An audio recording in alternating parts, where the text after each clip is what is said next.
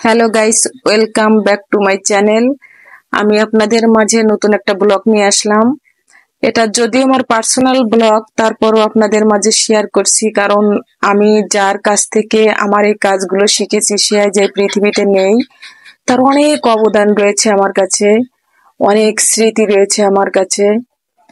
আমি আমার জীবনে প্রথম যখন বাসায় যাই, আপনাদের দাদাভাই যেহেতু একটু জব করে, সেই সুবাদে আমি চিটাগাং থাকি 3 বছরের মতো। সেখানে অনেক অভাব অনটন ছিল আমার সংসারে। সত্যি কথা কি, বাজার করতে টাকাও ছিল না তখন। বাসা ভাড়া, বেতনের উপর ভিত্তি করে বাসা ভাড়া, থাকা খাওয়া আমাদের পক্ষে খুব কষ্টকর হয়ে উঠছিল। ঠিক তখনই আমি যে বাসায় ছিলাম সেই দিদি আমাকে অনেক হেল্প করেছে।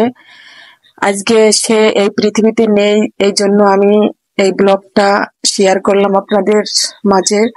সত্যি বলতে আমার অনেক কষ্ট হচ্ছে, আমার কান্নাও এসে গেছে সেই দিদিভাইয়ের জন্য। আসলে আমি ভুলতে পারবো না, আমি বলতেও পারছি না তার কথা। সে এত ভালো ছিল আর আমাকে এত হেল্প করেছে।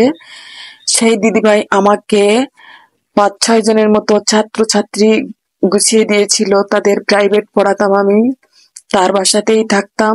পরে এই শাড়িটা দেখছেন, এই শাড়ি সেলাইয়ের কাজে সে আমাকে অনেক হেল্প করেছে, আমাকে হাতে ধরিয়ে অনেক সেলাই শিখিয়েছিল। সত্যি কি বলবো, আমার মায়ের মতো ছিল সে। কিন্তু আজ সে পৃথিবীতে নেই, আমি বলতে পারছি না।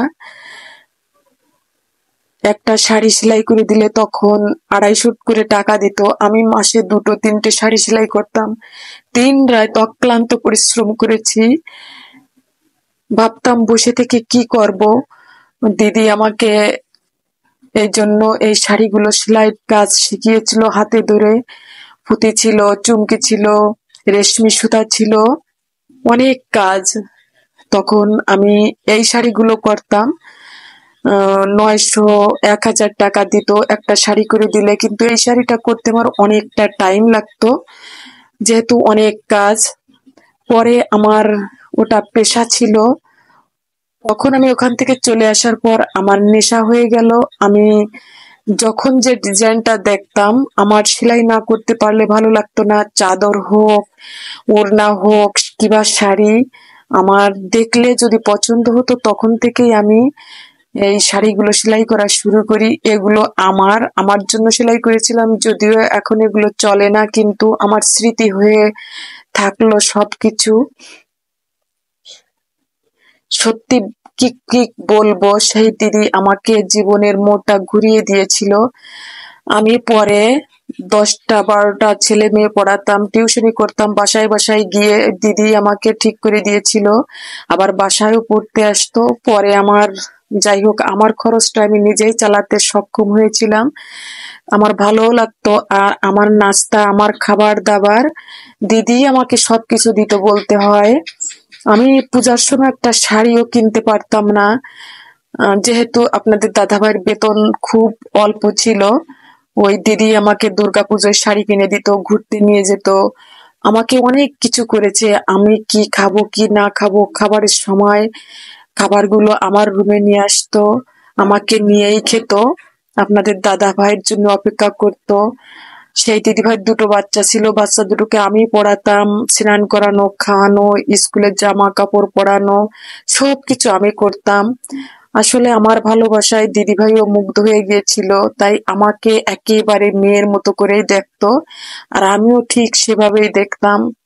কিন্তু আজ খুব মিস করছি দিদিকে। দিদির জন্য আজকে আমি অনেক কিছু শিখেছি, অনেক কিছু দেখেছি, জেনেছি। সত্যি মানুষের জীবনে এমন করে একটা মানুষ আসে, আমার মনে হয় সবার জীবনে এরকম একটা মানুষ আসে যখন বিপদ থাকে বা অভাব অনাটন থাকে। আমি জানি না, ঈশ্বর আমার জন্য দিদিকেই পাঠিয়ে দিয়েছিল হয়তো। দিদিকে আমি কোনোদিন ভুলবো না, কোনোভাবে ভুলবো না। আমি খুব মিস করি দিদিকে, দিদির ছেলে মেয়েদেরকে আমি মিস করি, দাদা ভাইকেও মিস করি। দাদা ভাইও খুব ভালোবাসতো আমাকে, ভীষণ ভাবে ভালোবাসতো, এত ভালোবাসতো, একেবারে বোনের মতো ভালোবাসতো। কোনো খাবার আনলে আগেই বলতো তোমার আন্টিকে দিয়ে আসো, তোমার আন্টি কোথায়, আন্টিকে দেখছি না কেন, কিছু হয়েছে কিনা, ভালো মন্দ সব কিছু কেয়ার করতো। ভীষণ ভাবে মিসিউ সবাইকে সবাইকে। সত্যি আজ আমি আমার জীবনে অনেক কিছু পেয়েছি, কিন্তু হারিয়ে ফেলেছি সেই দিদিভাইকে। আমার জীবনের জার্নিটা অত সহজ ছিল না, অনেক কঠিন ছিল।